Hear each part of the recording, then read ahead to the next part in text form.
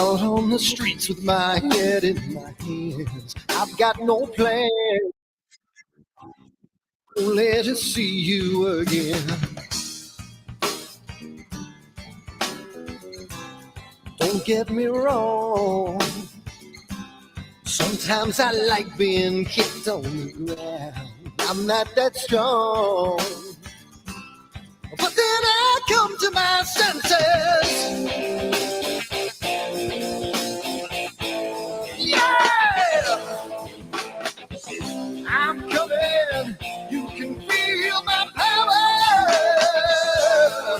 and I feel what is real when she feels me.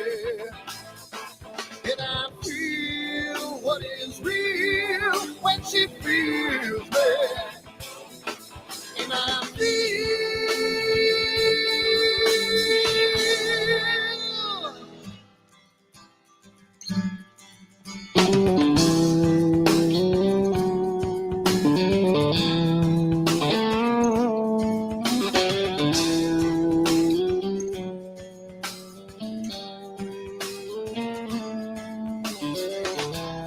don't be afraid. Don't do that man with the scar on his face. It's a charade. It's just the way you've been living. Yeah! I'm coming. You can feel my power. And I feel what is real when she feels me. And I feel what is real when she feels me. Yeah.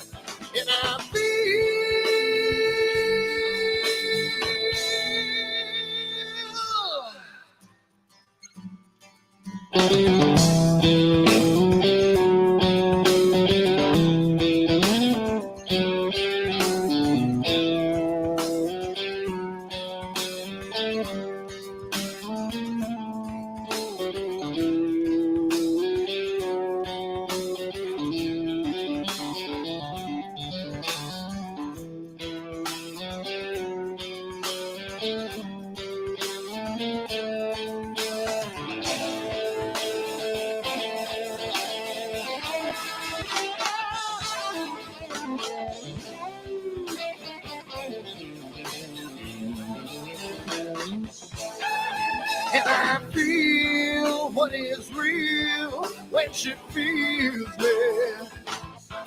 And I feel what is real when she feels me. Yeah.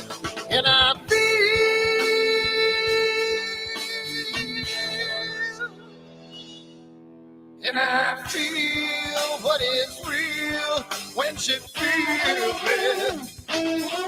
And I feel what is real when she feels me. Yeah. And I feel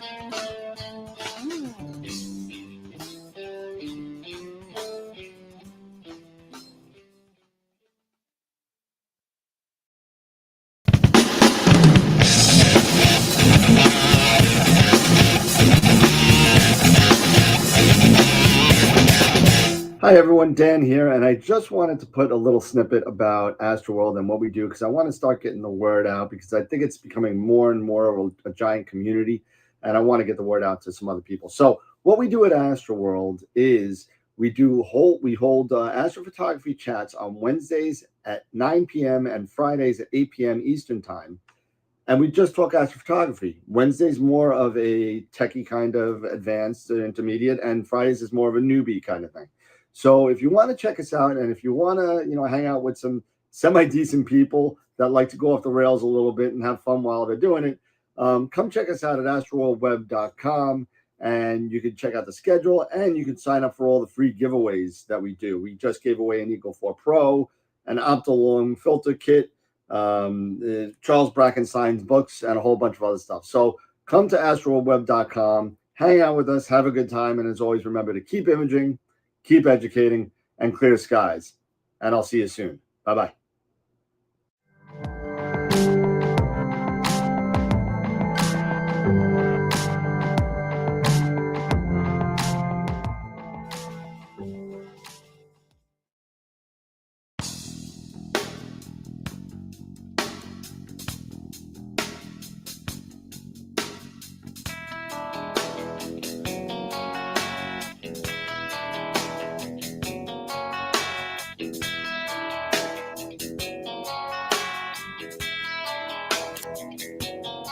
All right.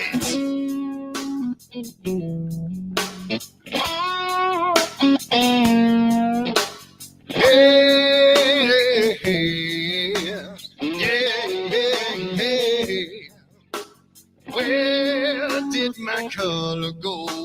Got your head in the sand. You can't be in control, using a powerful hand. I wanna be you, I wanna see you. Don't taste the kisses of hate. Don't try to tell me, don't try to sell me, don't try to say it's too late. You're gonna push me to the edge, back me in a corner, making me stand in your shoes. Push me to the edge, hot little color, it's black and white and blue. Black and white and blue, yeah. All right.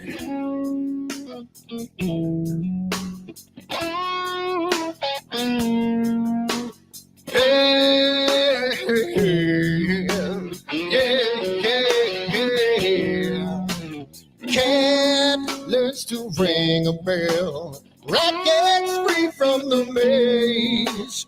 We can be taught to love. We've got to learn the way. I wanna see you, I wanna be you.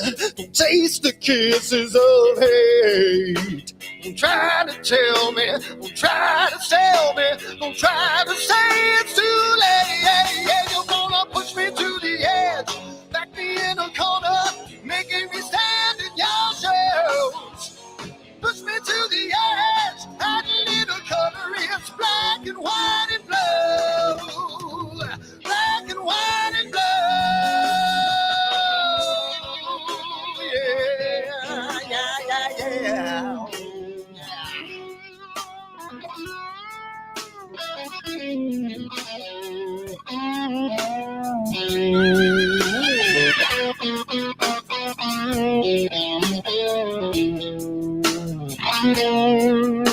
I wanna be, I wanna see, don't taste the kisses of hate. Don't try to tell me, don't try to sell me, don't try to say it's too late.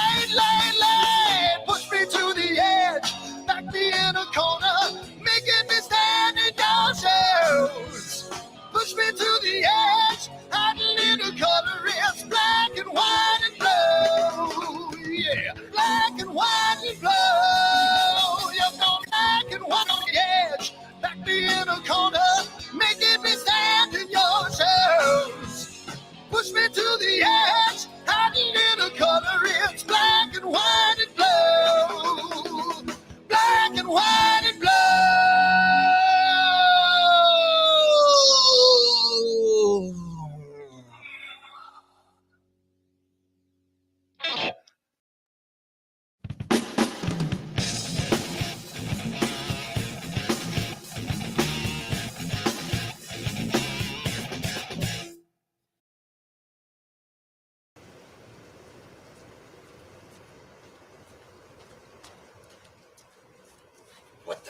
on my telescope now.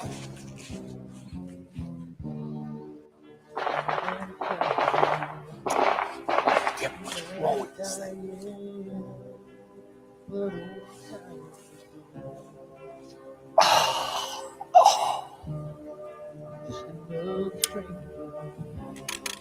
Lost Lone Ranger, can I break this spell?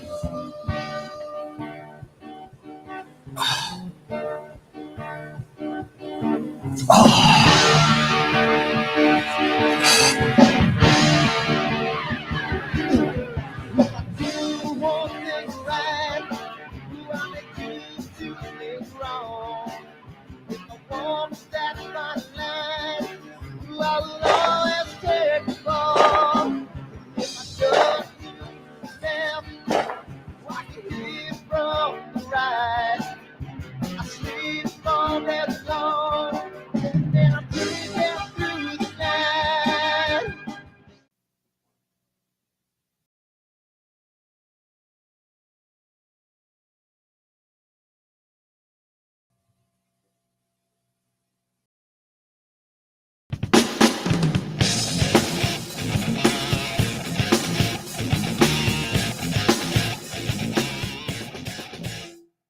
I've seen a lot of bankers, and I've seen a lot of cops.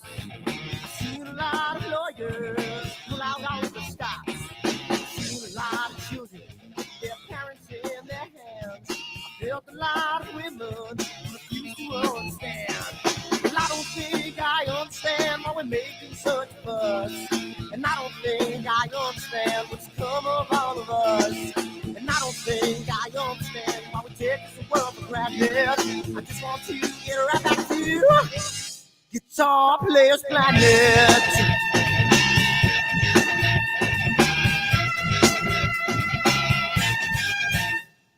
You see it in the papers, you read it every day. The riots and the fires going on in South LA. The muggers and the government, they're all wanting the same thing. They take you for your money, whatever else spring. And I don't think I understand why we're making such a fuss. And I don't think I understand what's come of all of us. And I don't think I understand why we take this world for granted. I just want to get right back to Guitar Players Planet.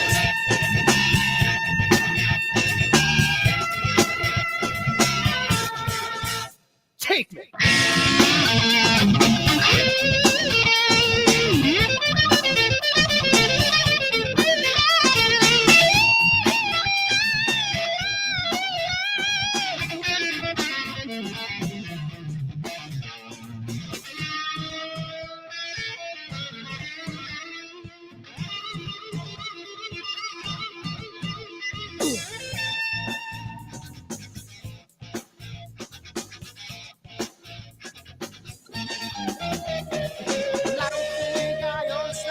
Making such a fuss, and I don't think I understand what's come of all of us. And I don't think I understand why we take this world for granted. I just want to get right back to Guitar Players Planet. Guitar Players Planet. Guitar Players Planet. Guitar Players Planet. Guitar Players Planet.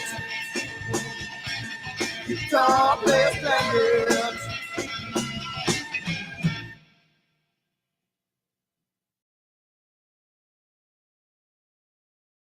Are you ready for the next solar eclipse? October, annular eclipse. Up. Don't let your glasses fall off when there's a solar eclipse. You might hurt yourself. Let's try that again.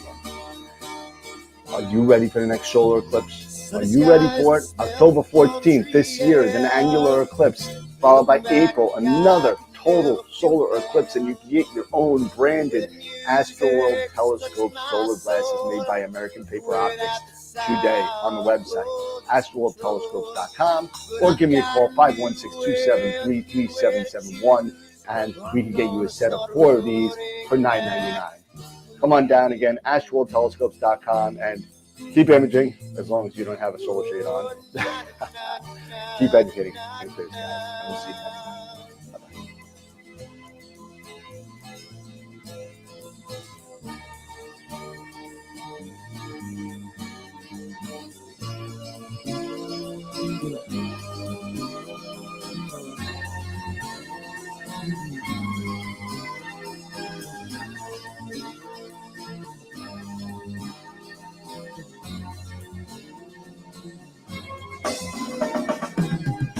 Seems to me that I have lost my friend. Got the sunset on the highway again. Then I get lost on a long summer day. I must go back before it's too late.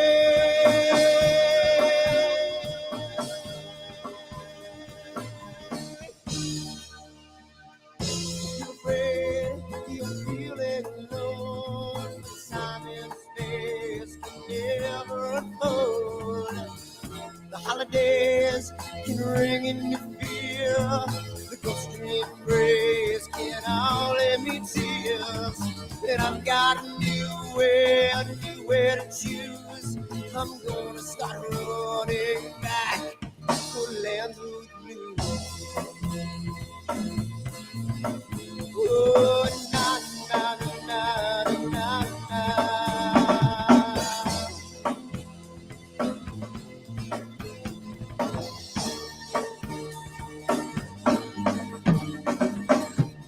Sitting at the lake, I'm feeling confused, but I had my resolve, so I played Mr. Blues. But I'm afraid, what might be true, that I might never be back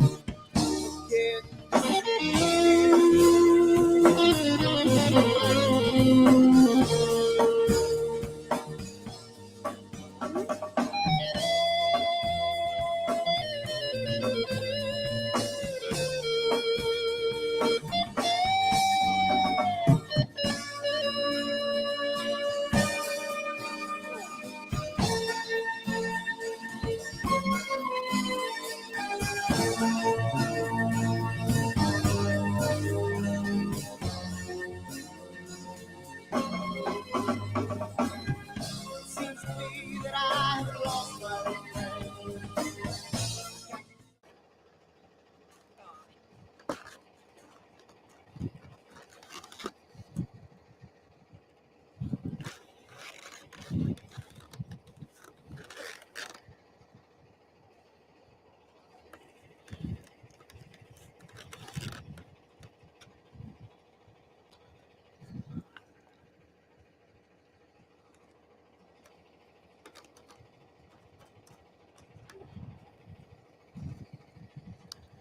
It's gotta mean something.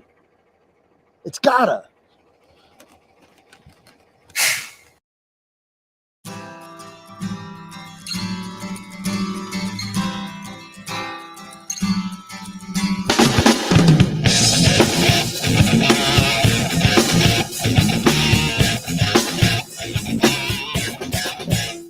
All right. How we doing, everybody? What's going on? We are here again. It's crazy. It's a crazy night. We are 2 episodes away. 2 from episode. Oh, we're now 2. I guess 3 maybe if you think about it. We're not done with this one yet. But we're 3 nights away. 3 AstroWorld nights away from episode 300. I know, man. It's 300. I still can't get over this. That's the same amount of episodes that Supernatural had. Wow. Seriously? 15, yep, 15 years, 300 15 episodes. Oh, yeah. It ended on episode 300 on the nose. But dang. Yep. One of my favorites of favorites. So welcome everybody to AstroWorld TV on Wednesday night. So I see a lot of people in the chat already. We got 15 or so people in there. So welcome to Nikon Jax, Dennis, George, Dave. I think I saw Tom Peter in there. A couple other people. Welcome everybody to the show. And today, Rich Hubley, I see he's in there. Mark, what's going on? If I missed anybody, I apologize, but that's my quick gander at the chat right now. Tonight, I mean, Eric, you came up with it. So tonight we're going to be going over a little bit of the workflow part 2, right? Yeah. So part 2. Because we kind of started and we kind of ran out of time, and this may be I think this is going to be a multi-night kind of It could thing. very well could be, because you can only hit so much in so much time. Yeah. And you know, I want to answer questions, and I want to touch on a few things. Another thing about this is looking at and getting input from the viewers and, you know, and our subscribers and everything about, also, because you guys, even though Dan made fun of it, you guys had an initial look of like my PixInsight, you know, workspace. And it's all out of love, man. It's all out of love. I know. But it also brought up some very good thoughts for me. And one of them is to minimize, to be a little bit more minimalist and see what others utilize more often, you know, to maybe bring down the number of icons. Now, I have brought down that number of icons because a lot of them were like say Bill Blanchard's, you know, all this PixInsight, his pixel math stuff in Mask. But what do a lot of you use, like in common, like some common things like that, but to shrink down that number to maybe improve or speed up your workflow and just focus on certain items? I mean, for me, of course, the main 3 or 4 for me, of course, would be, you know, the exterminators, possibly SPCC, SCNR, and of course, histogram, you know, transformation, and things like that. But there's also other parts such as, you know, contrast, you know, adding in, you know, so that would be like LKE, I believe, or LHE rather, and others. And I want to hear from everybody, and thus we can get some input and we can chat about these things. Maybe we can have some good topics and conversations that may stem from this stuff that can also improve the content of the show and add on, you know, some extra thoughts that we can all discuss, not just maybe tonight, but maybe moving into Friday or maybe even future weeks, you know, things like that, to just have, you know, a little bit more focus on, you know, astrophotography and all the different aspects of it. So that was my thought, Dan, is, no, you know, it's really a great idea. And it gets us a little bit back on track to a little bit more in depth of the astrophotography process, because I think that's one of the things we kind of got away from. I remember in the beginning of the show, we would do like, what's a flattener? What's you know, what's this? What's that? Now maybe we should do just, you know, during the process, what is SPCC and what it do? Just a quick 2-minute thing. What is it? Yeah, maybe. Yeah. What is a you know, what is DBE? What is it? What's the difference between DBE, ABE? Yeah. You know, that kind of stuff. Right. But doing the process itself is a really good way, not only to show what's possible with them, but also to get more input from and information from the chat to possibly either add to the workflow, minus to the workflow, do things easier, do things differently, because there's more than one way to skin a cat. You know, many people, I guarantee you, we got a crap ton of really good imagers in the chat. And I guarantee you, none of their workflows are the same. And they all come to the end. In many ways, there's so much like fingerprints. Yep. And that's what it is. So I mean, it's really, really good to know that. And you know, you're not alone in this, everybody. You're not alone in it.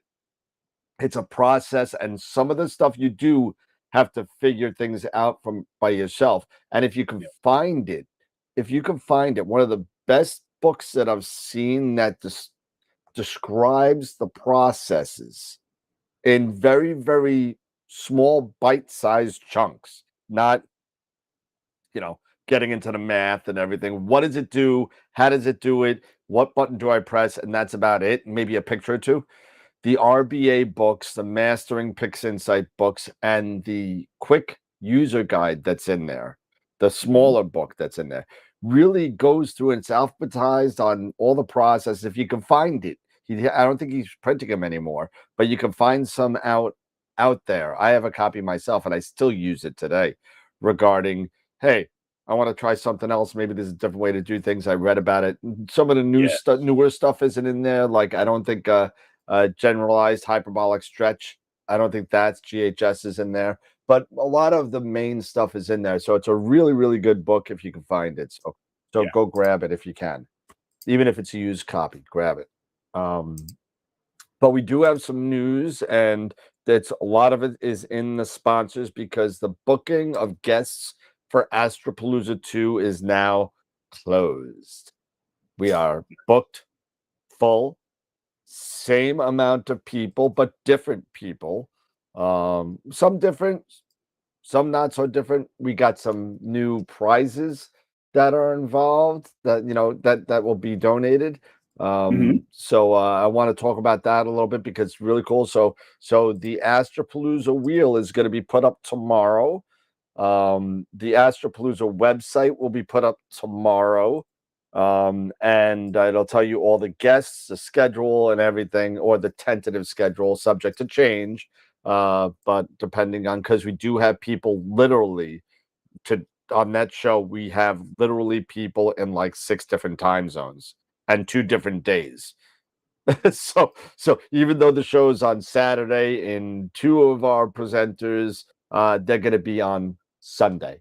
so it'll be Sunday morning when they go on, even though it'll be Saturday night for us. So it's pretty interesting. So that being said, let's just go over this real quick and get to the presenters and some of the news, because I didn't even tell Eric this. I booked our first guest for 2024 yet.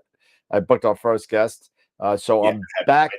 I am back on the horse with booking guests. I know I've been slacking. I apologize to the viewers and for the people that have been viewer fatigue of just watching us and not watching all the wonderful people that we brought onto the show to make the show great. We're back. It's going to happen in 2024 and moving forward. I'm going to start booking up those Wednesday nights yet again. So again, apologize to the viewers. I lost my way for a little bit, but I'm back and somewhat stable. Somewhat stable. And I brought up my glass of wine in tribute to Pete Myers, who is working his ass off. So anyway, all right, going on. Here we go for the sponsor sheets. Here we go. Quick play. And all right, so we have sponsors, and on the 300th episode, we have a $250, and I got to clear the $250 gift card to Woodland Hills Camera and Telescopes will be given away on the 300th episode. So thank you to them, Farah and the team over there, for allowing us to do that. So thank you. So $250. So there you go. Red Giant Level, Prima Luce, Camera Concepts, and Optolong. Thank you so much. I finally got in touch with Jessica Hahn, finally. And it looks like we're going to be getting, I think it's going to be a quad. And apparently they're either out or coming out with a new solar filter. Really? That I don't have a lot of information about it, but once I do, I will. If I'm allowed to share it, I will. But it looks like they're coming out with some interesting solar filter. I have no details other than it's a solar filter. That's it. So that being said, Super Giant Level, every Friday night we give away a free Masters of PixInsight workshop. They just had their last one, which turned out to be a freebie yesterday. So if you missed it, you missed the free one. If you want it, you got to pay $35 now. So for $35, you get 2 hours with some of the best people in the in the processing world. So 3 people. Sorry, did I say 2? 3 people. And IP for AP, also image processing for astrophotography, started by Warren Keller and Peter Proul. Another great tutorial and source of information for processing your images with PixInsight and for Photoshop.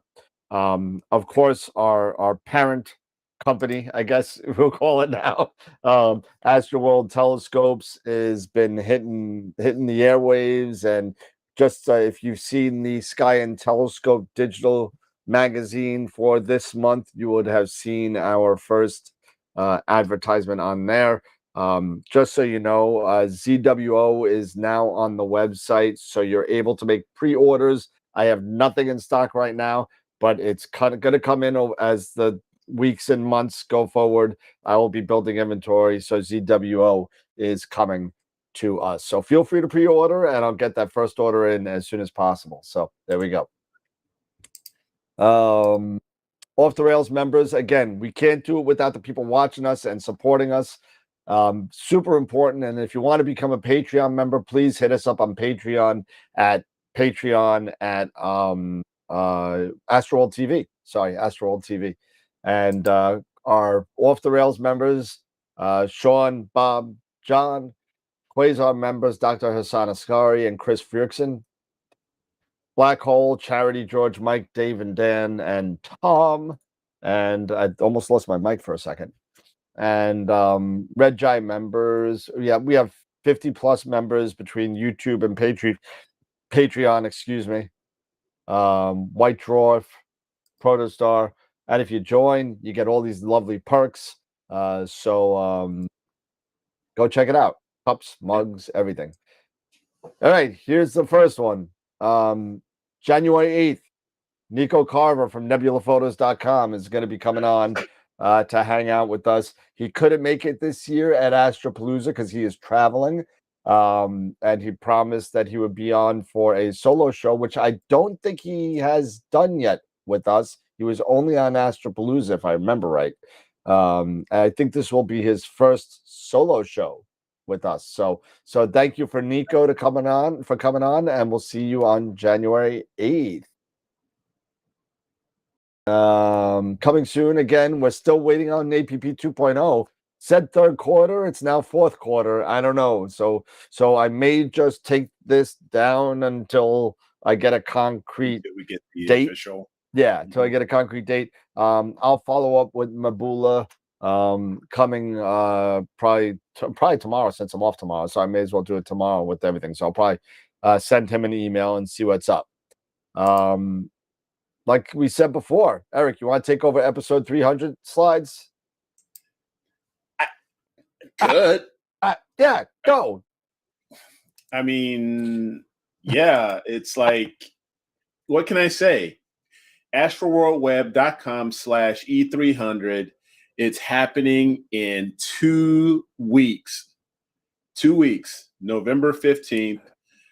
Definitely, please, if you were plan to do so, submit your 1-minute video and testimonial regarding, your experiences with AstroWorld TV, and what we've been doing here for the past 4 years. And let us know your thoughts on all of that. Even let us know how we can, maybe improve and, change things up a little bit to help you all out. So yeah, definitely go to AstroWorldWeb.com/E300 and submit those videos, and we will play them, and share those videos on the 15th. And just keep them PG, even PG-13. It's okay, but let's not go past PG-13. No, that's fine. No NC-17 either. And we know there's that line there. There's, like Cocoon, that kind of thing, PG-13 stuff, Right. No kind of stuff. And thank you, Bob, I saw you posting it. So now we have 4 videos in there. I'm going to start hitting up the vendors for some videos.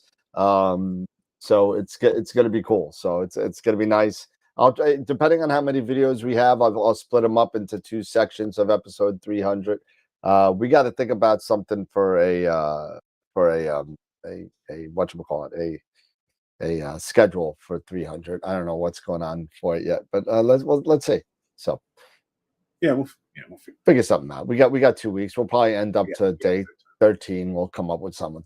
yeah. So, Yeah, all right. the last minute. So AstroPalooza 2, here we go. This is the final guest list right now. So December 9, 2023, starting at 2 Eastern. Yes, I finally changed the time on the slides. So Trevor Jones, Dylan O'Donnell, Sean Nielsen, Stacey Downton, Scott Roberts, Masters of Pix Insight, Charles Bracken will be back, Dr. Sass will be back, Tom and Clark from Prima Luce Lab, and Wayne Parker. So that's 13 guests over whatever, 8 hours or whatever. Last time we ran 9, I think. So it's going to be a long day. I'm sure that other people will pop up. You never know who's going to pop up. And I'm going to leave one kind of thing, one line open for people that may just want to come on and say hi when there's nothing going on. So, but usually there's something going on. You figure 30, 45 minutes for each guest, and 9 spots. So, I mean, that's quite a number of hours. So it's going to be a lot of fun as usual, even though I'll end the show with a shot of whiskey like I did last year. So that being said, image of the week leaders. Here we go. And it has been updated to add Newman as number 1 pick for last week, which was the solar ring, right? So still tied at 6 with Dave and Tom for image of the week, followed by Greg trying to make that two-peat for the most images of the week. And there's only 4 left, if I'm right, counting right. Is it 4? Like that. So we got the 3rd, the 10th, the 17th, and the 24th. 24th. That's it. Yeah. So there's 4 left. There's 4 left. So AZ Forerunner, Starlancer, you can walk away with it if you go 4-0. Actually, Mark, you can run away with it too. So, I mean, you got to go 4-0 though. So you got a lot of work to do. But I mean, hey, you never know.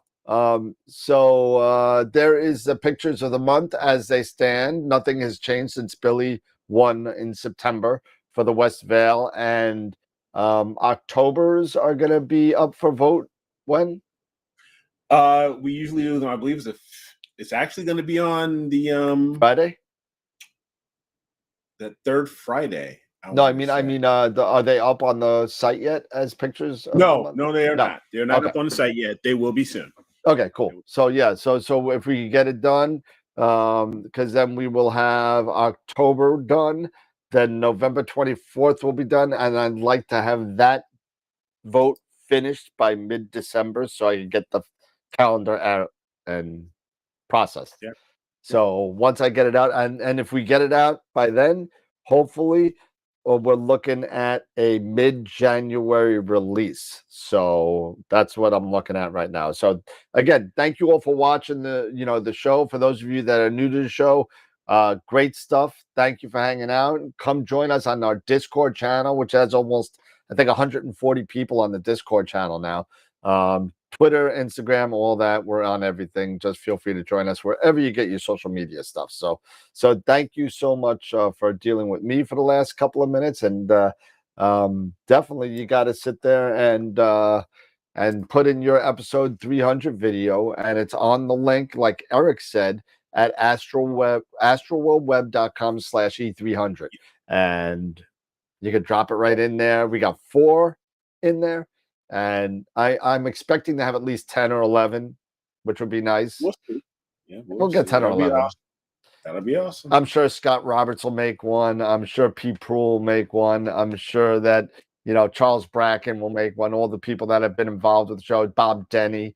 I'm sending it to all the people that were speakers. Tomorrow, I'm going to be sending them all an email. Amy Astro and all the guys and that kind of stuff. So and that's it. So tonight, what we're gonna do is we're gonna take where we left off and start up with Eric's. And before I go there, though, yes, Friday Constellation Night, right? Yeah, Friday's Constellation Nights, and you did the Apis. I did Apis, which it was in the south. So this week you get north. And I think what I put on the MailChimp, because I picked two, I believe I had Pavo, the fish, I think it is. Another fish. Because I know you did Pisces. Yeah, it's called Pavo in the South. Okay. And if you give me 1 second, I'll look at my email because I sent it to my email. Inbox. Now live on your channel. Payment has posted. All right, there you go. Of course, now I can't find it. Tonight on AstroWorld TV. There it is. Pavo, and how about Canis Major for you? The big dog. The big dog. You can do the big dog. Yeah, but there's some cool stuff in there, I figured. So yeah, sure. No, that's awesome. Nope, we can do that.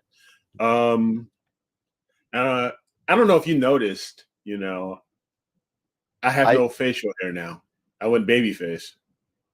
Yeah, look at that. I didn't, because it's so small on my screen, I didn't even recognize it. So it's all gone. Yeah. I was actually looking for the Christmas tree, but eventually that'll get I mean, it just went down in July. I mean, yeah, I know.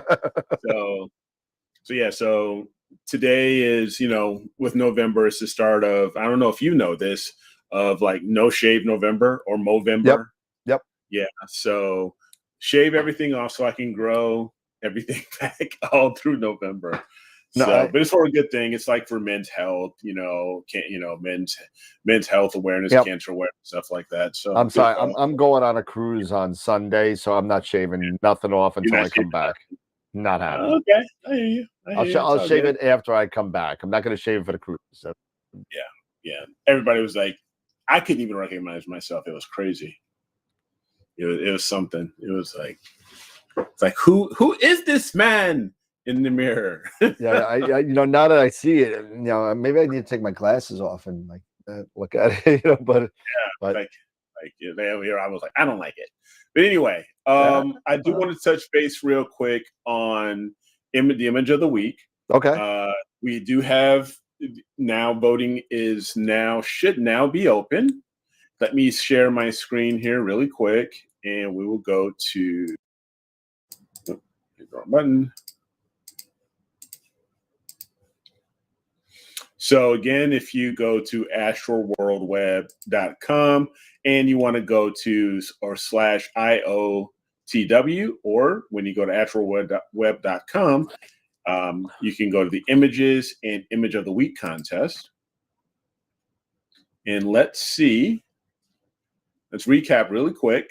Yep. Again, don't forget, winner of the image of the year will receive the new Optilong quad band filter, courtesy of our friend Sean Nielsen from Visible Dark CA. So again, if you are interested in getting any assistance with PixInsight, want to take your images to the next level, and like some one-on-one assistance, and what, want to do a tutorial, definitely contact Sean. You can go to our website here on the image of the week page, and you can actually click onto this area, the yellow area, anywhere in the yellow, and that will take you to Sean's website, Visible Dark CA, and you can reach out to him then and sign up with him, schedule a tutorial with him. He's one of the best out here, one of the best in in the biz. He's got great YouTube videos, and he really knows his stuff. So definitely, yes, he does. Out. I love that guy. That guy's a good friend of mine, and he's a good friend of the shows. And he is. And don't worry, Sean. I'll be sleeping over in August again. So. So to recap, last week's image of the week winner, it was Norm Hughes with his image of the annular eclipse that was earlier in October. It was mid-October, October 14th. So this was just a great image of what we call the solar ring, or the ring of fire. It was a great image. So congratulations again, to Norm here on this. This was awesome.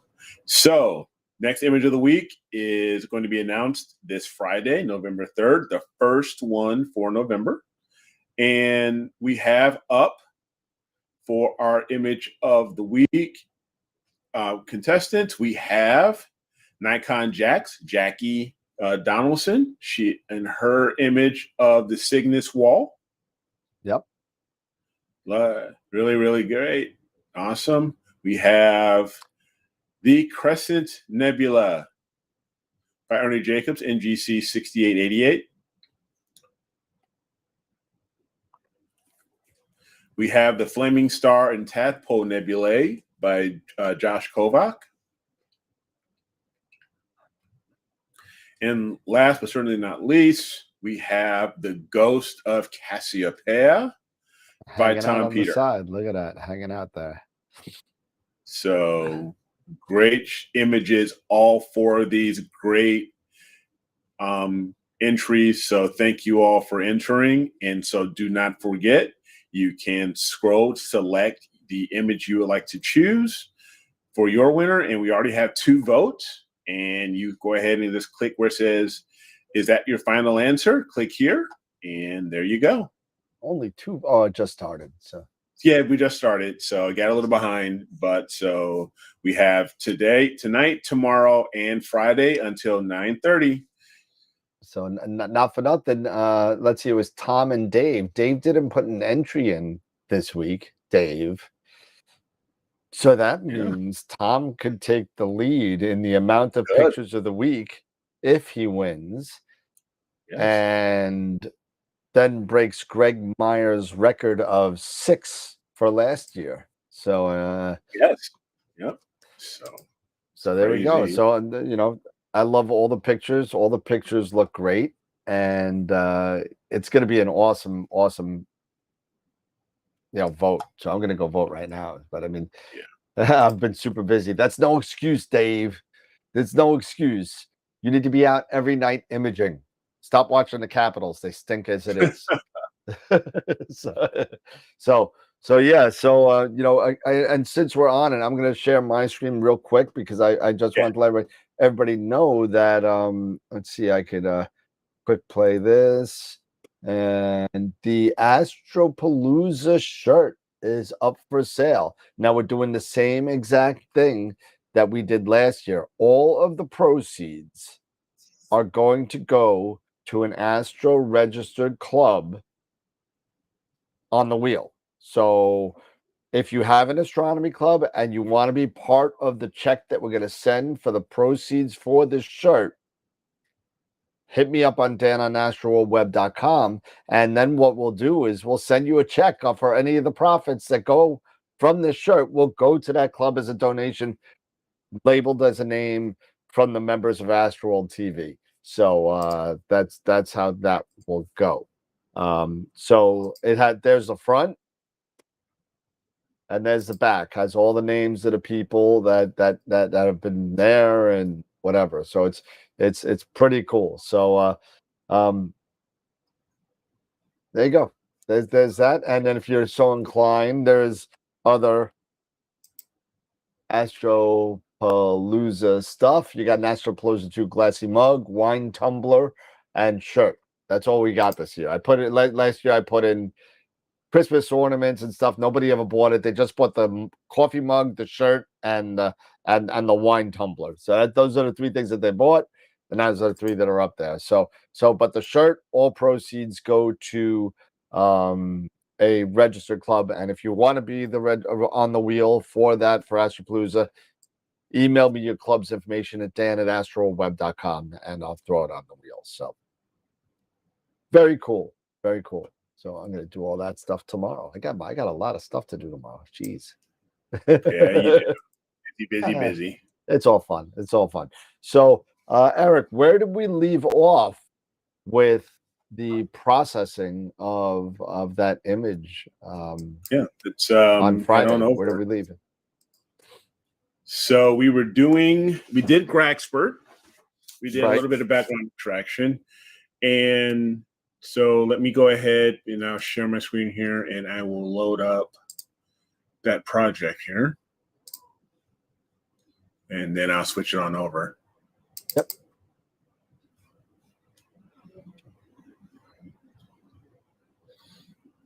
So just want to get this loaded, and then I'll cut on over. Yep, absolutely. I do recall someone asked me and had a question about AstroPixel processor when we were talking last week, and asked why I use APP compared or Yep, versus. I remember the question. Yep. Yeah, and I kind of gave a half-ass answer, or it was really vague, like, oh, I just do it and stuff like that. But it also got me thinking, because I have spent a lot of time with AstroPixel processor, and I'm going to just go ahead here and bring up, while we're doing this, I'll bring up PixInsight here and get this going. So let me just share the screen here.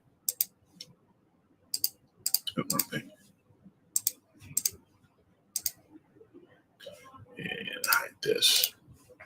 Okay, so here's where we're working off of. And this is LDN 1345, I believe, is what this one was. If I'm mistaken, let me just take a look at this here. 1357, sorry, 1357. So, but when it comes to AstroPixel processor and why I use it a lot, there's a lot of different reasons. One is, and they were asking, how to, comparing it to world WBPP. WBPP is also, it's very good. I do like a lot of features of WBPP, such as simply selecting maybe a folder and it's splitting off everything. So if you have a bunch of lights, for example, say you're doing multiple filters, you're doing LRGB or SHO, you can, and if you have them all, maybe in a lights folder, and then you have subfolders like your HA03 and S2, but you can just grab the light folder and dump everything in there. Can't do that with this, but there's a few things I do like. One is that when you are doing processing, and I'm going to cancel this here really quick, and we do an integration. One of the things that was kind of difficult for me back in the day, and I don't know if WBPP has made any significant changes with this, but it came down to the process of utilizing the subframe selector. Yeah, you know what I'm talking selector, about, right? Sure. Yep. Yeah, and doing Blink, when because I always did start out with Blink, with PixInsight. That's what you have a visual view. You're looking visually and critiquing those lights. However, and choosing those lights that you want to utilize. So there's that visual part of it. Then with subframe selector, it would be more, you have to do certain weights and things like that. And you had to put in a little parameters. bit of parameters for whatever you wanted to judge your image on. So you could do it by eccentricity, FWHM, signal to noise, and so on. Right. So one of the cool things that I liked about APP was the ease of basically eliminating the subframe selector, right? So here under integration, and if I'm using multiple channels, because I'm doing LRGB, instead of going through and putting in all those parameters and everything, you can just simply select, okay, let the computer look at eccentricity, and it also goes by score, and I'll show you that in a second. You can say, all right, I want the best 90% of the lights to stack. And the software would then what prior to when it's doing its registration and normalization, it would give quality scores.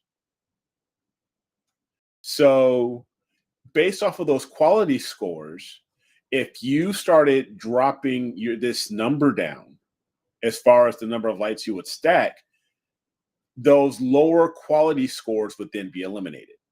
You got a quick question in the chat. Yeah. Are the graphs on the left each individual sub? Yes. Yes, it is. It's results per light frame. Yes.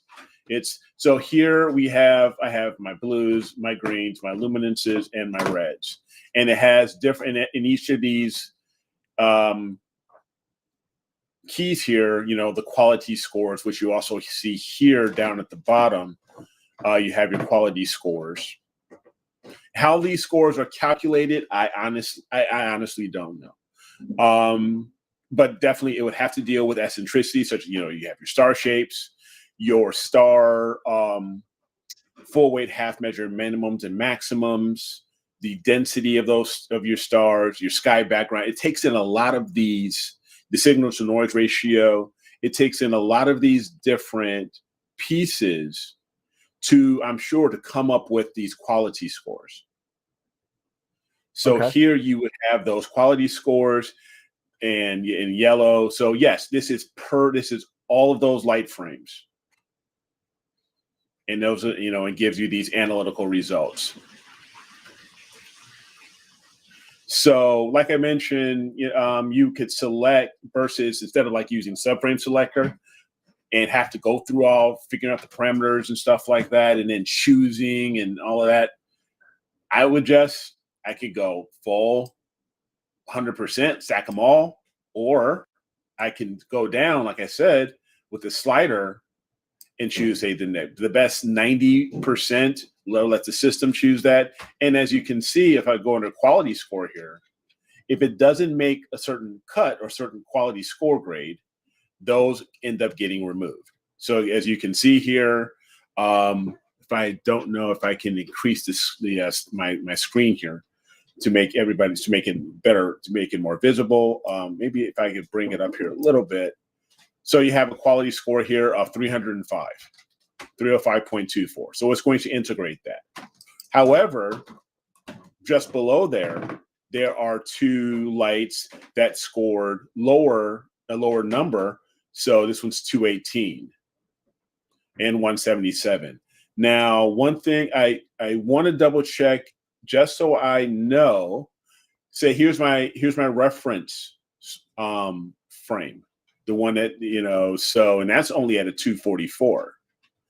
So I believe it comes the system based off of the registration, the registration and the normalization. It comes up with these scores. Then it makes the decision, all right, what's going to be the cutoff based off of that percentage. So the higher the number, the higher those numbers, the better, they'll make that score. So even if I wanted to go down here to 50%, then you can start seeing certain ones drop or down to 28%. So the best of those, of all of those light frames, or if I want to do all of them, there they go. They're all going to integrate. All right. So that's another reason why I do like AstroPixel Processor, is because it takes the guesswork out of that for me. And also when it comes to the steps to go through all the pre-processing steps, such as the analyzing the stars, a lot of it is very automatic, because here you can choose, you just set an automatic star density target. Registration, it's done automatically. So, and you can just simply go right to start registration, as well as my normalization. Either I disable it, or a lot of these are already set to certain default levels, such as their modes and methods of normalization, which is like, say, multiply scale and neutralize the background. And all you got to do is just normalize. So a lot of things are already set, and then integration, as I mentioned, a lot of it's automatic. So like the integrate automatic here. All right, so if we could It- just go back a quick second on the Yeah. How these subs get qualified as far as what's acceptable and what's not. Yes. That's on. I made a kid kind of see it because my screen is really small. I can't make it as big as a YouTube channel. But is that on the right side, or is that something that's in that little blue panel there? Right here, these are all of my blues. So if I scroll down to my luminance, maybe to make it a little bit easier to see, this is the luminance. All of the whites. luminance, all the white. Yeah. So these are all these lights. So that's why they're in the white. Okay, but what is it? So yeah, I guess my question is, what are the qualifications that APP uses to? Is it just come one up with these scores? qualification that it comes with a whole bunch of things and it gives it a score, or is it looks at the star full weight half measure. Okay. Okay. It looks at the star shape. It looks at all these different things. Your star shapes. It looks at sky background, signal to noise ratio, and noise. It looks at a lot of these different pieces here. The registration, number of stars. It looks at all these different pieces to then set a bar, right? Or set a top score. Okay. And then from that top score, or maybe it will then say, all right, if this score is you only want the top 80%, then based off of that score, perhaps that top score is going to then take a look at it and say, all right, based off of this score, quality score, whatever that score is, I don't know exactly what the number they would choose. They would say, all right, based off of this score, I'm going to then eliminate 20% of these. Because you picked the 20, the lowest 20%. Got it. Yeah, it's very similar to the subframe selector. Yes, it's very similar. That you can have it set for an entire score based on you use star shape in APP, WPP use eccentricity. So there are different terminologies, but they kind of do the same thing, and there might be a little bit more as far as putting the requirements, because the requirements on eccentricity, in my experience, change for each image train. So the eccentricity for a 80 millimeter refractor is going to be a lot different of a baseline than the eccentricity of an 8-inch Schmidt. Exactly. You maybe get a little bit more or less based on your image train. So you may want to think about that. But I mean, I think it's a really good way to kind of dump the, to do, whether you use APP or WPP. It's a good way to get rid of the garbage, even though you may not think it's garbage. It might screw up your image. So it's a good way to kind of dump what you don't need and keep what you do. Exactly. Yeah. So, like I said, using Blink. So, because I always use Blink for my visual and I do a visual inspection, but then using the quality score and setting, those parameters, or even using the scroll bar here to set my percentage of stacks I want to light, then I can then say, okay, I can tell the computer and I can tell, the software here, all right, I've done my visual inspection. Now let's do the number crunching, or do the, the computations and stuff like that, the things that I can't see, to help me out. So I just wanted to share that as far as when it comes to AstroPixel processor, a little bit, I hope a little clearer reason on why I do like using AstroPixel processor is this reason here, as well as a lot of things are very automatic and automated, that I can just simply start loading in my calibration and my light frames and stuff like that, as well as cosmetic correction. I don't, which is using, which takes a look at say your bad pixels, or eliminates those bad pixels and stuff like that. Here, when it's doing the integration, it's building actually, if I go to the calibration step here, which is when it's building all of the master calibration frames, it is going to also build up the bad pixel map, which is basically the cosmetic correction. And it's going to do that, and you can have it do that automatically for you as well, creating that bad pixel map, which is that cosmetic correction step. Even though it says it right here as well. I don't know why it does that, but you don't even have to select that because it's going to do it all right up there. Got it. And it's going to look at the hot pixels as well as the cold pixel percentages and stuff like that. And like I said, it's all done automatically. Yeah, I just want to tap on something somebody said in the chat. Yeah. Just as we go over different software packages, whether it be PixInsight, Sequence Generator Pro, APP, Voyager, SkyX, whatever we decide to go over on any specific night, you got to be careful a little bit. So if you have something that works and you know it, it's good to broaden your horizons and everything, but master something first before you move on to another software and learn something else. You're finding, what do they say it? Jack of all trades, master of none. You don't want to do stuff like I did. I tried to learn 5 different software programs at once, and I never got to learn anything, and all my images sucked because of it. So learn what you're comfortable with first. It's not to say you don't want to see what else is out there, because usually what happens is, just to Eric's point, is that sometimes a combination of many different programs get you the result that you need. Right. Some people like Eric, you do this. You go from APP to PixInsight to Photoshop to Lightroom. Yeah. I mean, it's there's a lot to it, but you learn one and move on, learn another and move on. So just be careful when you get overwhelmed, because there is a lot of software out there. There definitely there's a ton. is.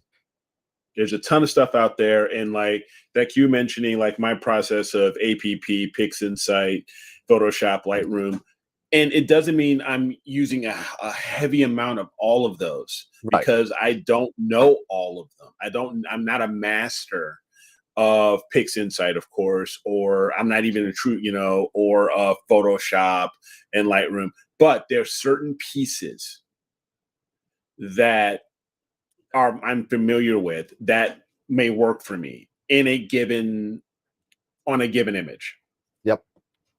So I'm only taking a very tiny part of something out of that particular application and utilizing it for what I need. And just to your point, you stack in APP, you bring in, you're bringing it, because APP, as far as I know, at least up to this point, doesn't have a lot of noise reduction software in there. No, it does not. No. So you got to bring it into something else where you could do either like a noise exterminator or something similar, whatever you use. Do some processing in there. Do your post processing in Photoshop and Lightroom, and then put it up there. So maybe even another program. Some people like to actually, convert their photos in another program.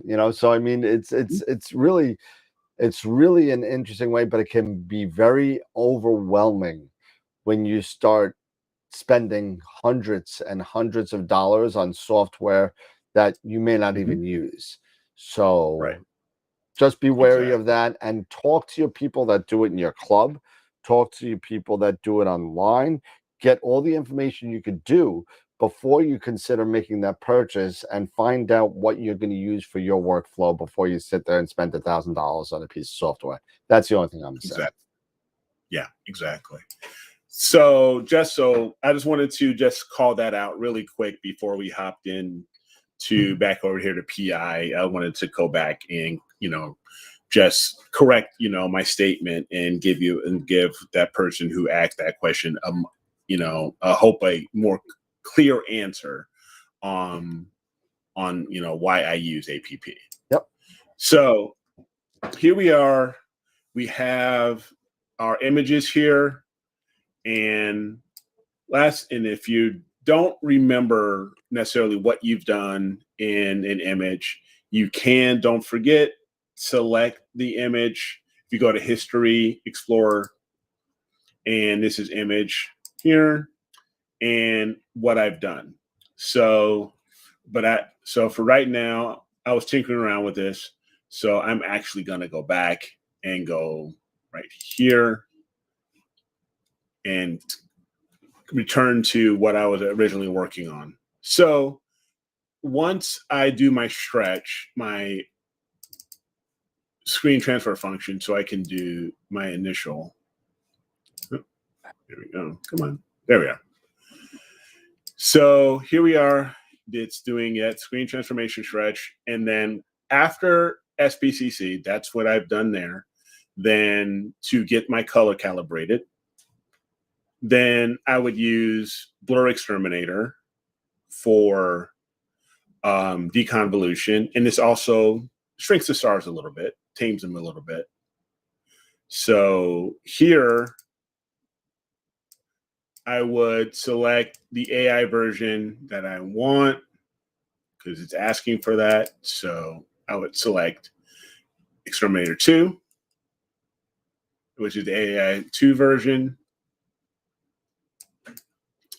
And then I would do my preview and let it, and actually when it stops, I will cancel this, because one thing that I did miss, and so I'm going to step back, is to create a preview, right? I want to create a preview to take a look at the work I'm doing on a smaller scale, because when you do it on a larger scale, like this is doing right now, sometimes it can take a little longer. So what I'm going to do is I'm going to select a preview, create a preview here, this area, which is actually going to end up being my target area that I'm going to and this is actually the target image here. So,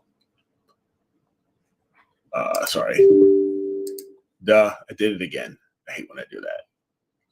I meant to go to the preview.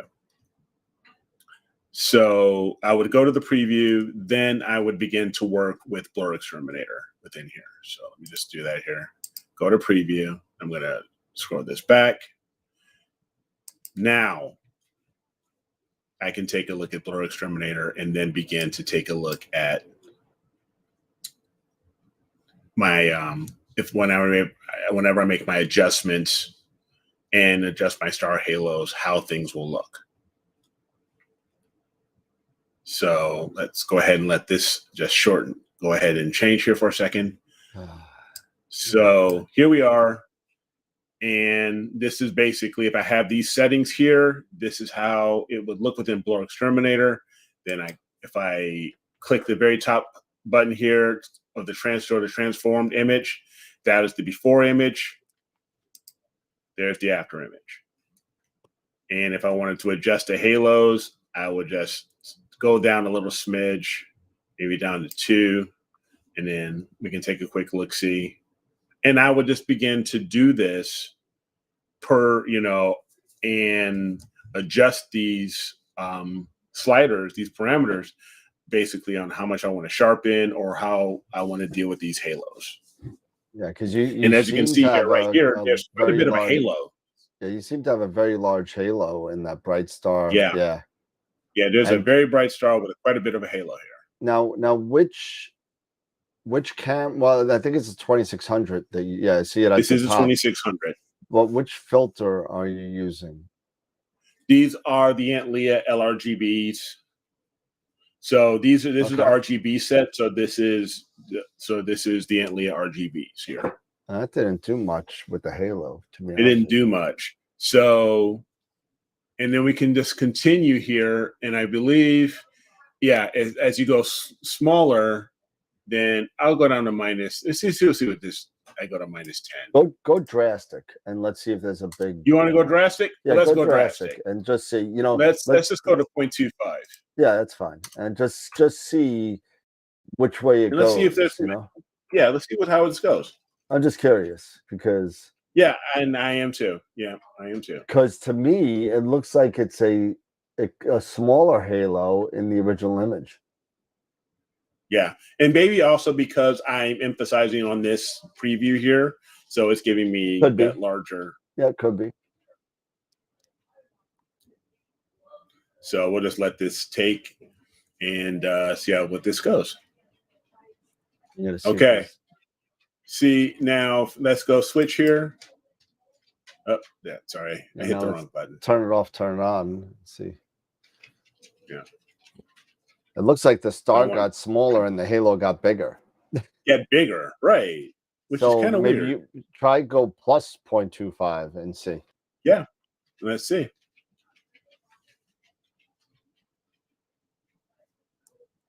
Yeah, because see it here after you definitely see that halo. Yeah, but look at the size of the star too. Now turn it back off. Yeah. See the size of the star. Turn it off. So yeah. So go plus 0.1, let's say, and see what it works. Yeah. Yeah. Not 1%, 0.1.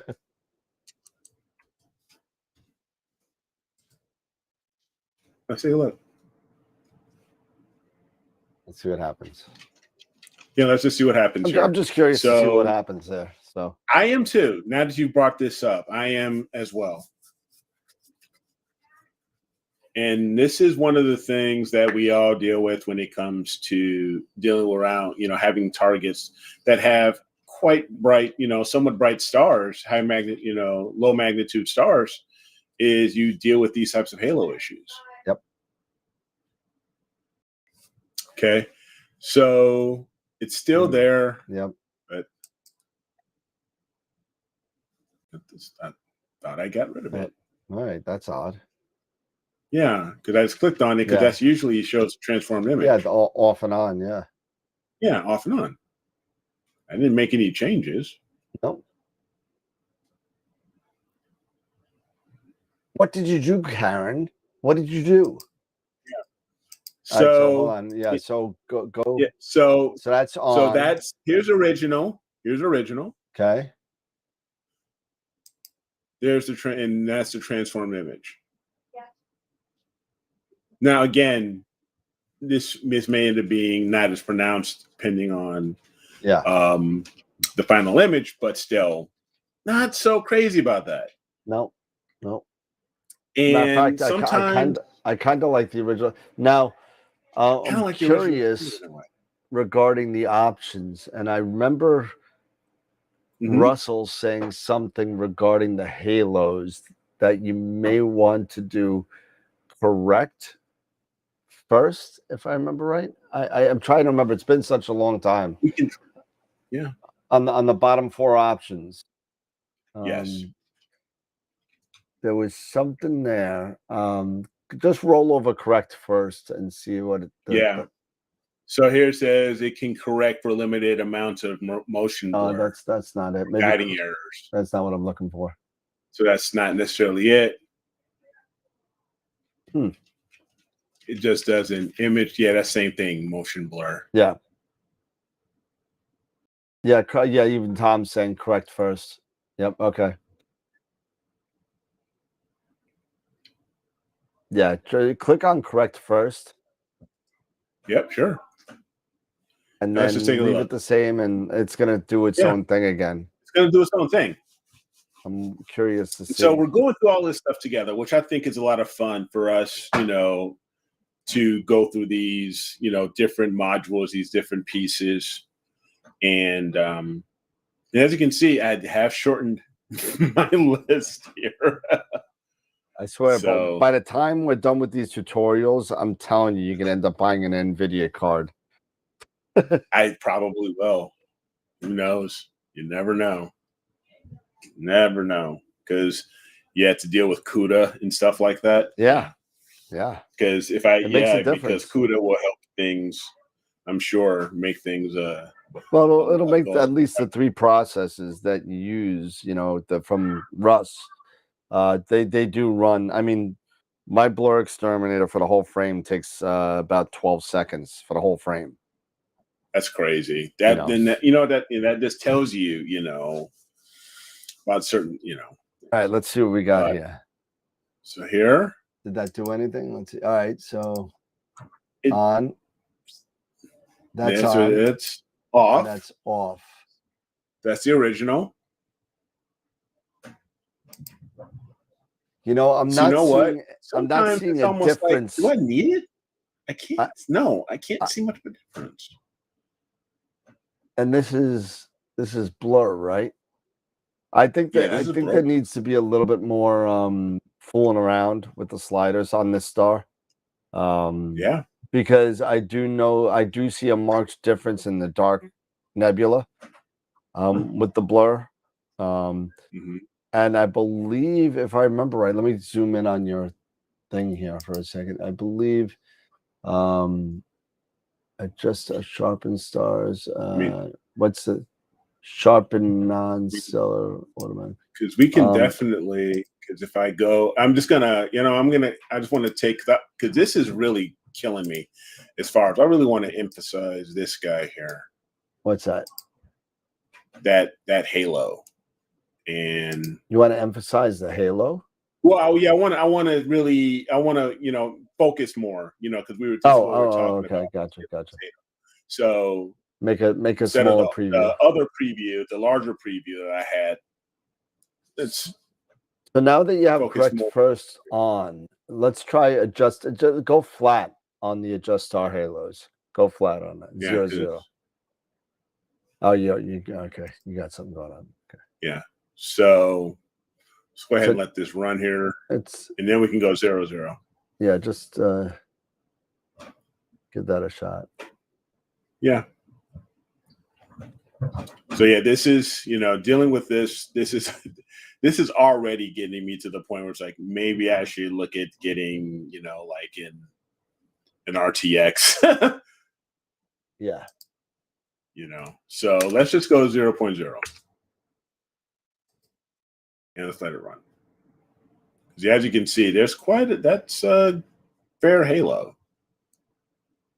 And unfortunately, and you know what? Sometimes it's just that one halo you end up getting out of everything else, because you don't really see that with a lot of these other, even some of the other stars. It just throws everything else off. Yeah, see that lowered the star size. Yeah, just lowered the star size. Yeah. So lowered the star size. Do it. I'm just gonna pull the sucker up. And let's just see what more, can we do here? Because sometimes you might decide that maybe this doesn't need blur exterminator, or do I really need it, or is it going to do more harm than good? These are some of the things you want to think about, and maybe sometimes you leave well enough alone. And say, you know what, I can live with that. And this is the V series, or? Okay, so here we are. If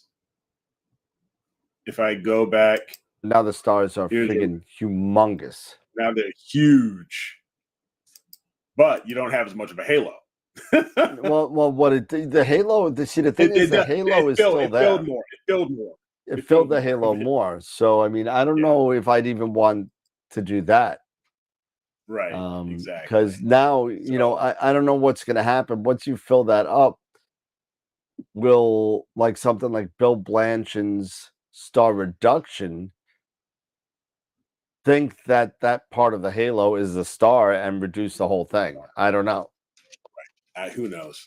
But that's a good question. And this is just one of these things where sometimes you got to try different things here and there and just see what happens. And this is why I do like, when it comes to PixInsight, the preview mode, or the be able to select previews and take just small snippets of your image. That's the Aunt Leah LRGB. Is that the V series, the new ones, or is this the older ones? I don't think they're the newer ones. Just a sec.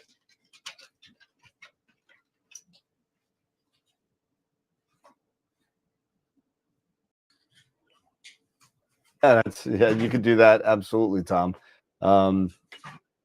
He's saying to use StarX, take out the stars and clone stamp the halo out. So I think Eric left us to find the bomb. Sorry, no, I'm here. Sorry, I wanted to just double check on something here, and I might actually have goofed. I don't think those are the Antlias. Okay. I think those are no, I think those are Optolongs, because my Antlias are 1 1/4, so not 2 inches. Darn it. See, that would make sense to me now. Yeah, because I know Antlias, although some dealers out there are saying that they won't accept any returns on Antlias because they're expected to have some halos. some haloing, right? So I don't think, because I do have the Antlia V Pros, but they're the 1 1/4, and those are actually in my edge. Different filter wheel. Gotcha. It's in a different filter wheel. So I apologize. So,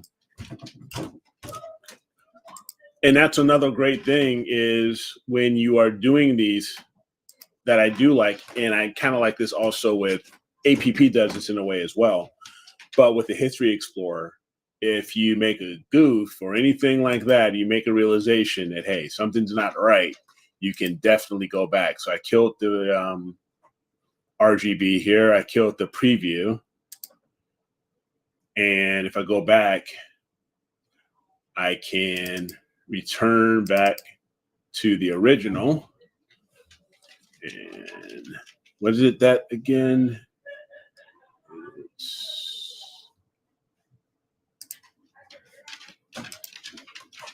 Okay, so we went back to the initial state prior to the Spectro. And we're going to go to SPCC, Optolongs. And I'm wondering if it still has my settings here. So, see if it's going to blow up on me or not. No. Bunk. Because I thought it was going to blow up because, and do the because the astrometric solution. The solver. But yeah. But it's already been looks solved. Like, so. Yeah. So here we go here. Looks like that piece is done. And what is it again? Is it Control or Shift? What? I thought there was a way to get, to remove that. Yeah, Control. Yeah. Okay. So let's take another quick preview here. Let's take a look now. Still has it. The halo still hasn't gone away. But, okay. So we'll go ahead and I'll just go ahead and just do the blur exterminator here because we just want to talk more about the workflow. So we'll take a look at this, let this run, and we'll knock out the workflow and we'll just keep moving on. Then we'll move over to noise exterminator. Now, when it comes to noise exterminator, I believe I was told that as far as the settings, and I believe I was told this within some from I don't know if it was Ron who mentioned this or someone else about two different types that you can, two different settings that you can utilize noise exterminator for. So first for your linear or unstretched, and then go to non-linear. There's also an option or setting for non-linear. So here we are. And we can then, if we wanted to, we can just go ahead and just add that here, let it run. And then we're just going to go ahead and move on.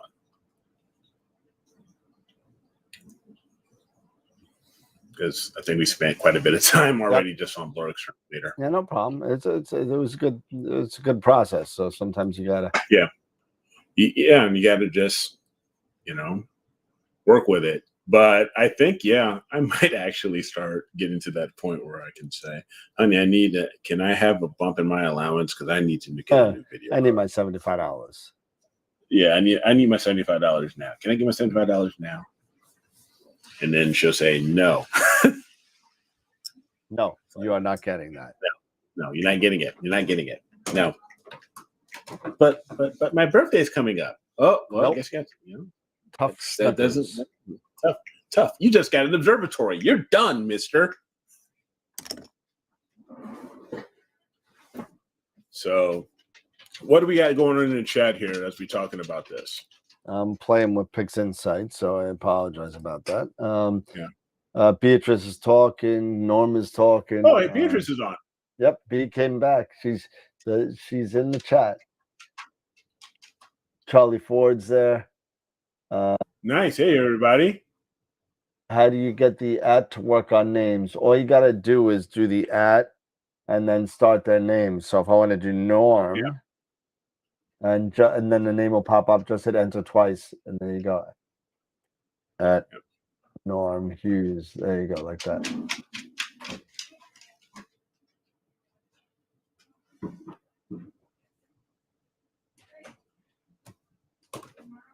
Let's see.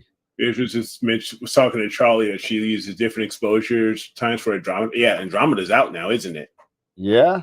Yes, it is. Yeah. Yep. That's what I do a lot too, is short ones for the core and longer ones to grab, especially in HA, to grab, the dust lanes or bring out. Yeah. So, absolutely. For sure.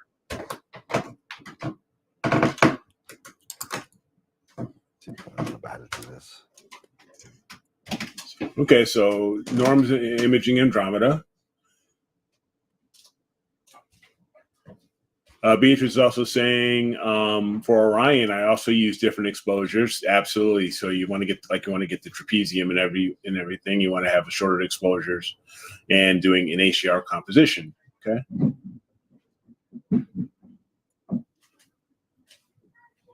So I just wanted to know if this works. I'm just trying to refresh my memory on this real quick. Yeah, sure. Because I am looking forward to really having Orion back later. Probably it's going to be out where I can image it much better, probably towards late November, I would say, starting in December. Because I really want to go after and spend some time to try to get the Witch Head and maybe even M78. There's a lot of stuff. Corin, Eric, I plan to buy a gaming laptop to run Pix Insight. How much RAM do you need? Do I need as much as you could afford? Yeah. Seriously, as much as you can afford. This is a desktop here, and it's got 128 gig of RAM. Well, so I mean, if you can get whatever you just look for the best. If you're doing processing on that, I think you and I both, Eric, have maxed out our motherboard at 128. I believe. I know. I maxed out my motherboard at 128. Now, yes. 64 is more than enough, I think, to kind of do things. But when you're using a laptop and a gaming laptop, you're really at the mercy of the processor there. Now there are certain gaming laptops, I believe, that also they also have separate GPUs or graphics processing units, even laptops. So you want to maybe take a look at that to see if maybe that laptop has an NVIDIA card in it, and see what type that is, and maybe that can also help sway things. If King for a day and money was no option, right? Mm-hmm. Get your laptop for your image acquisition only. Cheap laptop, $500. Just get whatever. Yeah. Spend the money on a desktop where you could sit there and use a large calibrated monitor in order to do your processing. Because you know what? unless if you're spending a lot of money on a laptop with like a really sick, display, Yep. even a really crazy display on a laptop will not match the best desktop monitor you could get as far as image quality and color calibration is concerned. Because once you start getting into printing these photos or sending them somewhere to be printed, it's more and more important to be your colors to be equal to what you're seeing on the screen to what you're seeing on paper. And the only way to do that is to have a properly calibrated monitor and a good place like Bay Photo or others. I think there's another one in Canada that's really good, in order to make sure that things are the same way that you're seeing it. So spend the money on a desktop, laptop only for acquisition. And even if you get 60, I have a 128 because I run the show. You know what I mean? And I need that to do the show. I need the ability and the speed to do that. So I got a Ryzen 9, which I'm looking to upgrade, and 128 gig of RAM with a 4080 card in it. So it's a pretty tricked out kind of desktop. But not everybody needs that. You don't need all that. If you get a 64 gig of RAM with a decent NVIDIA card and a decent chip, you'll be fine. You'll be fine. Yeah, you'll be fine. Okay, and now we've got here. Now I'm ready to go on to noise reduction. If we want to go ahead and do that right now, here, Dan. Go ahead. So I go ahead and I've selected another area of my image here, and I've done another preview just so I can take a look at that one, and then what I'll do is I will launch Noise Exterminator here, and we can also then do a real-time preview of what we have here for noise reduction. And usually the default that I find that the default works fine for me. Do you make any changes yourself when you're using Noise Exterminator? Have you found a different setting other than the usual default? It really depends on the target. If I start to see that Noise Exterminator is affecting the stars at all, I'll back off a little bit, maybe a little bit on the detail, maybe a little bit on the sharpness, or I may back off a little bit, not a lot. These sliders are very sensitive. Very sensitive. And so you only want to do it like you use Warren's rule of halvesies, and that's what I'm saying. So if you think that, start off at like 0.2, and if it's not enough, go to 0.4. If it's too much, then go up to 0.3 and go halves and halves and halves back and forth until you get to something that you feel comfortable with. That's what I would do. So like, for example, here, I might go to maybe 0.30 and then take a look and see if that makes a difference. And we'll just let it just do its thing here really quick. 4.5. Don't see much of a difference there personally. So I think this would be fine. Having it set just at where I have it set here right now. And I think that would be good for the entire image. So I will go back to the main image. I'm just going to expand that here. And I'll close the preview here. And just go ahead and execute that. Noise Exterminator seems to run a lot faster than Blur Exterminator, because I know Blur Exterminator is doing probably a heck of a lot more crunching to deal with deconvolving and everything versus Noise Exterminator. Just dealing with the noise.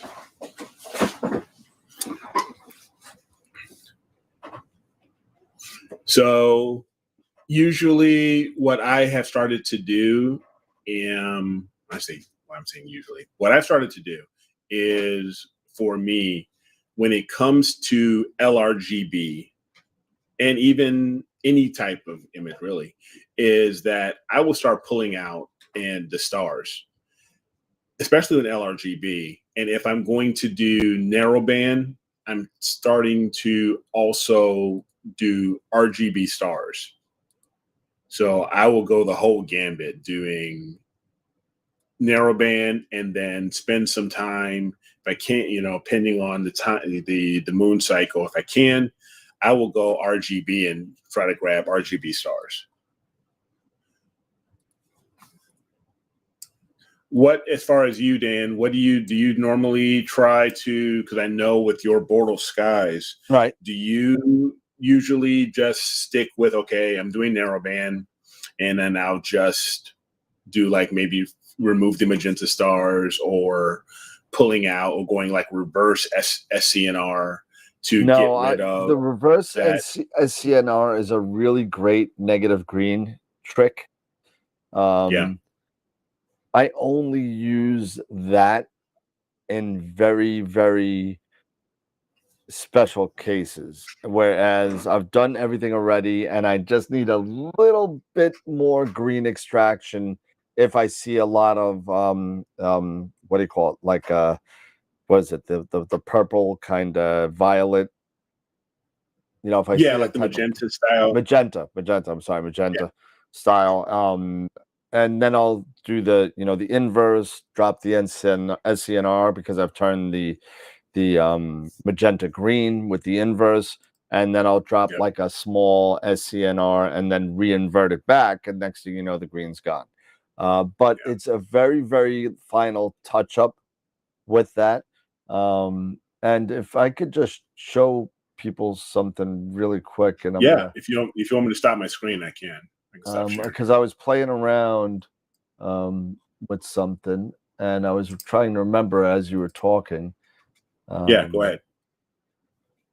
I don't know why all my all my icons moved because I was making fun of Eric the other day. But I mean, give me a second here, and I'm gonna get rid of this. I'm gonna get rid of this, and then I'm gonna share my screen a second, and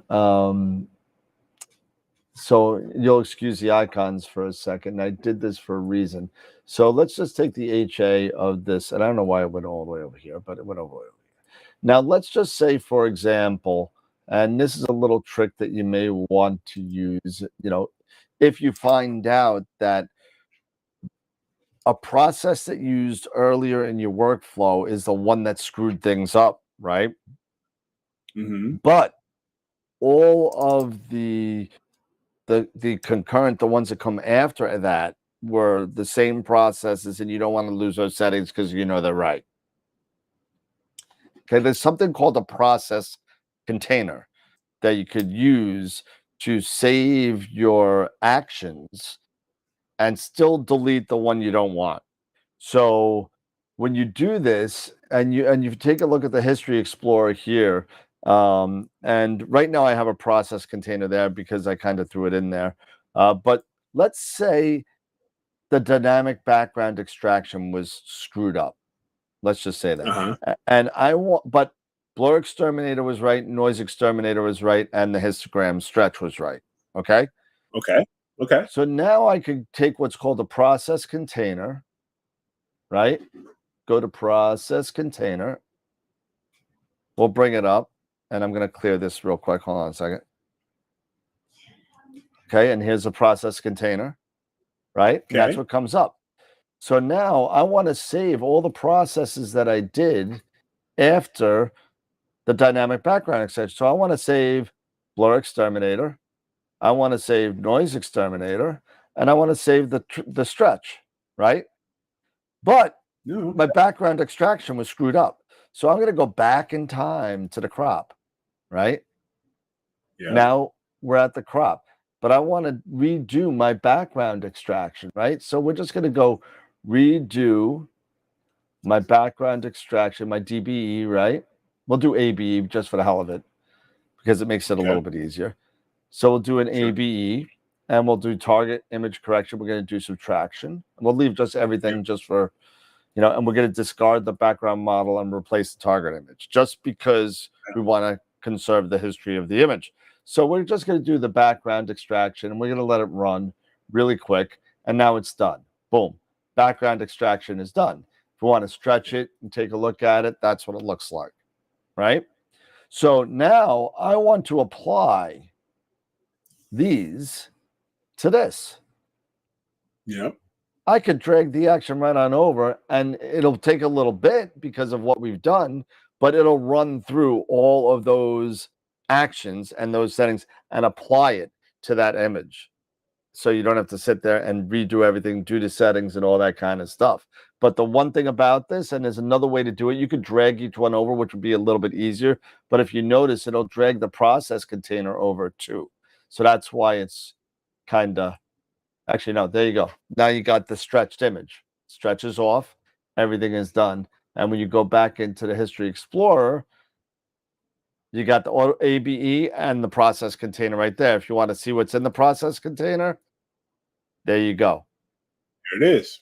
And there's everything. So that's a little quickie trick to kind of, if you know something was screwed up, where it was screwed up, but everything else was fine, you could save the rest of your processes in a process container, drag it on over, and PixInsight will do whatever settings that were set under those processes that you already did. So I just wanted to share that cool with everybody.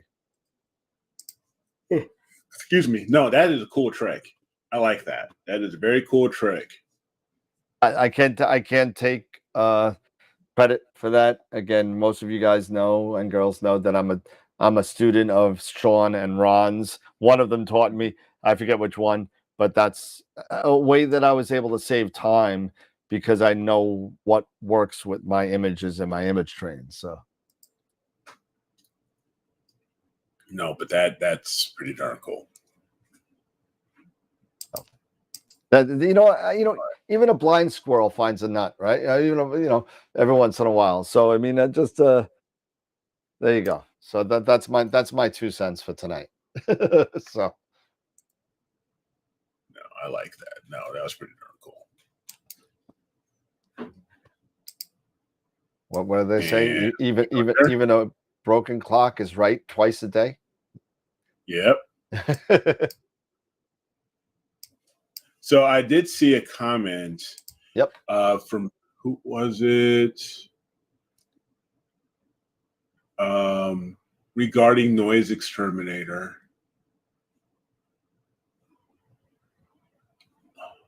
About turning it down. Oh, here it is, Tom. Sometimes when you're using Noise Exterminator on a linear image, you need to turn the detail way down or you'll get crazy blotching in the background. Yeah, I've seen that. And in many occasions, I've actually waited to use Noise Exterminator, even though it's not recommended, to use it on a nonlinear after the stretch. After the stretch. Because... And what do you mean by, Tom? Just real quick. Sorry, Dan. What do you mean by way down? Like the slider. Yeah. No. Like all the way down to 0 or down to 0.1, like 0.10, or is there, when you say way down, how far way down are you talking? I'm just curious. But you go, please, Dan, what you were saying. No, that's fine. 0.05, he just said. So that's pretty darn low. So I mean, you may be able to see a big difference there as well. So yeah. All right. So where we at? It's already 10:36. Wow. Yeah. This so day's let's just whipping by. Yeah.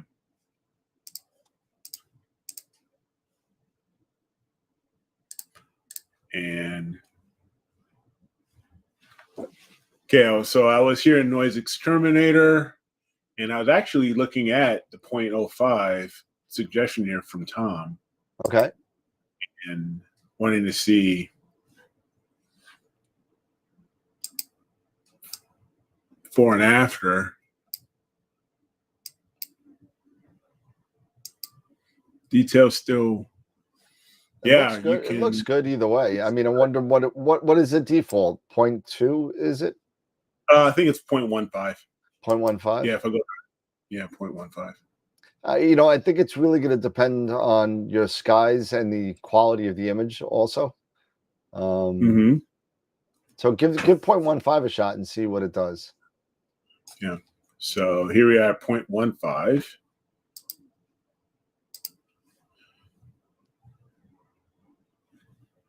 And if we go down to 0.5, take a look and see.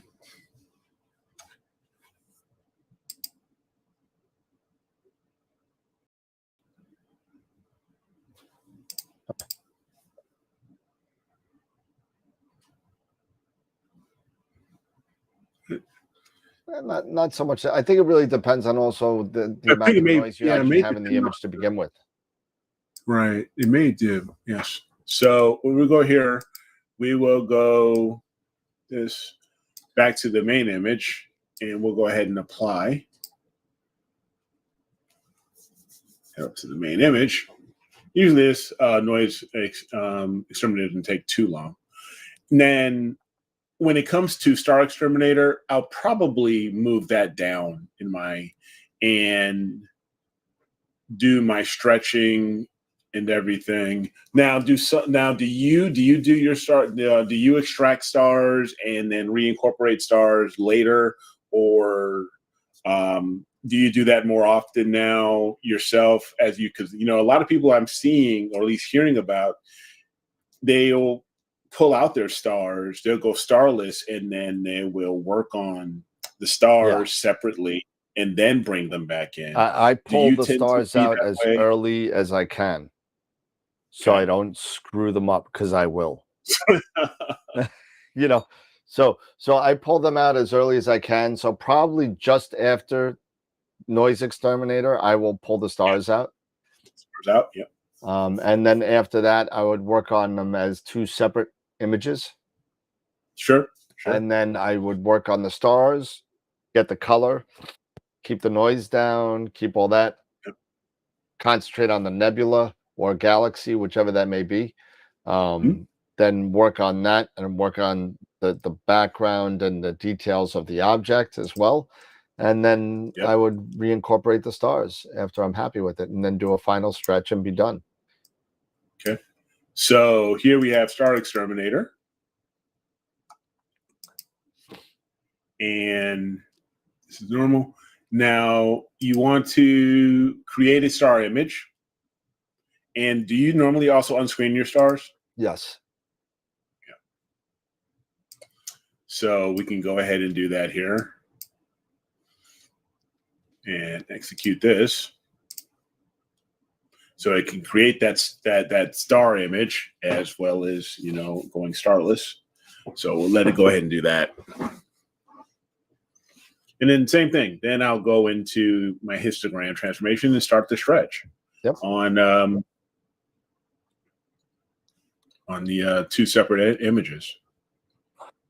So we got going on over here.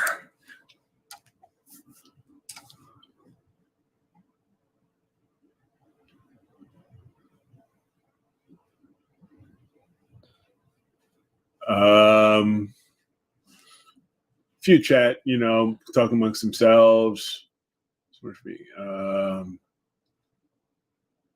Yeah, you can definitely run it as much as you need. As far as you're referring to noise exterminator. Yep.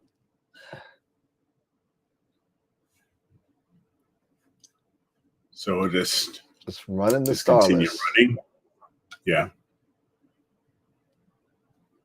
You could probably email me the picture and I could run it and send it back to you by the time you're done. I know, right? Thank you. I'm just playing. Much obliged. I'm just playing. Much obliged. Oh, sorry. Yeah, with the you and your NVIDIA card, whatever. Hey, listen, it's definitely. Hey, I guess it's showing, to say, hey, there are some things here that you might want to consider.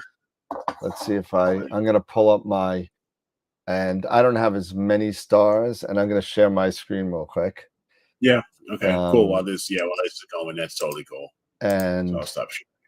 so what I'm gonna do is I'm just gonna run, and I don't know if I downloaded it. Did I download it? Yeah, I did. Star Exterminator, right? And here it is. And unscreen stars, and we'll just run it on the picture that I have. And wait for it. Wait for it. You still running over there, right? Did you get finished yet? Yeah. Let me take a look. See here. Let me just take a quick look. No, it's at 70%. I'm almost there.